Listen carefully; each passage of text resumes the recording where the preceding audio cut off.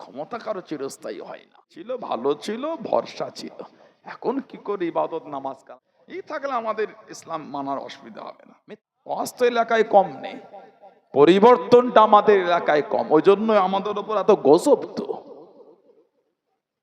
কি হবে এবার, আমাদের কি অবস্থা? ওহ, যা ছিল বাবা ভালোই ছিল, কি হয়ে গেল একটা বিপদ।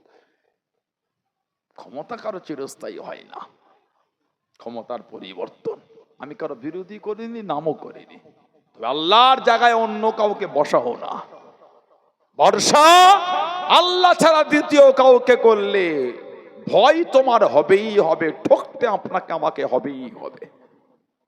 এতদিন ছিল, ভালো ছিল, ভরসা ছিল। এখন কি করে ইবাদত নামাজ কালাম হবে? তাহলে ভরসা আল্লাহর ওপর নেই। তাওয়াক্কুল কার উপরে? তাওয়াক্কুল আল্লাহর উপরে। ফেরাউনের সামনে ঈমানদার ছিল না? ছিল না। নমরুদ, হামান, সাদ্দাত, তাদের সামনে ঈমানদার সময় কাটিয়েছে না কাটায়নি? আবু জেহেল, আবু লাহাব, উতবা, শাইবা, শিবা, তাদের রাজত্বকালে সাহাবাদের জীবন কেটেছে না কাটেনি? আপনার মনে এত ভয় ঢুকলো কেন?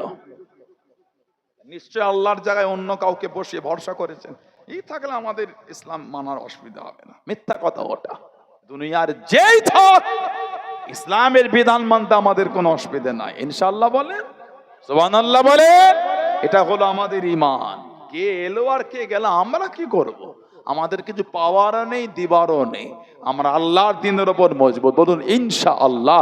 এই ঈমান তৈরি করে আগামীতে আরো কঠিন কোন শাসক আসতে পারে, আসবে, সে তার কাজ করবে, আমরা আমাদের কাজ করব।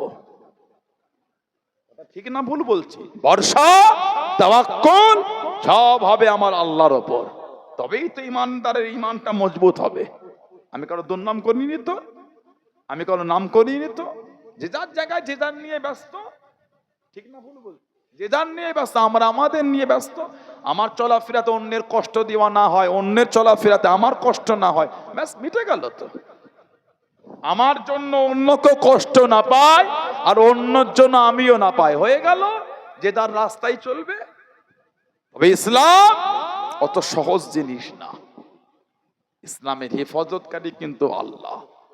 আল্লাহ বলছে ইন্না দীনা ইনদাল্লাহিল ইসলাম। আমি আল্লাহ, আমার তরফ থেকে একটাই মাত্র দিন, যেই দিনটার নাম হলো দ্বীনে ইসলাম। জোরে বলে ইসলাম।